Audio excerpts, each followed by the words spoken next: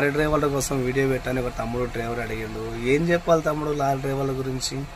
కంటికి నిద్ర ఉండదు, కడుపు కూడుండదు, ఒంటికి సుఖం ఉండదు, ఇంటికి దూరంగా ఉండాలి. ఇదే మన బ్రతుకులు. ఇవన్నీ కావాలనుకున్నాడు లారీ డ్రైవర్ అవ్వడు. ఇది వాస్తవం. ఇవన్నీ దూరంగా ఉంటేనే లారీ డ్రైవరు. ఇవన్నీ నాకు కావాలి, లారీ డ్రైవర్ కావాలనుకుంటే లారీ డ్రైవర్ పని రాడాడు. అదేదో పొద్దుగాల సాయంత్రం వచ్చే డ్యూటీ అయితే మన లారీ డ్రైవర్ అయితే కాదు. ఇంకోటి, రోడ్డు మీద చిన్న తప్పు జరిగినా కూడా అది చిన్న బండి ఇచ్చి తాకిదనుకో, నీ పెద్ద బండి కాబట్టి నిన్నే కొడతారు 10 మంది.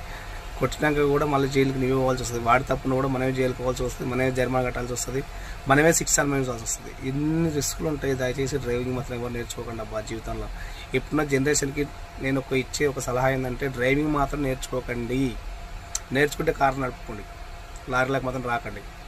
ఇది ఒక్కటి నేను చెప్పాలనుకుంటుంది. ఇక తర్వాత ఏమైనా ఉంటే బాధపడితే, కొంతమంది నొప్పించినట్టు ఏమైనా మాట్లాడితే క్షమించండి.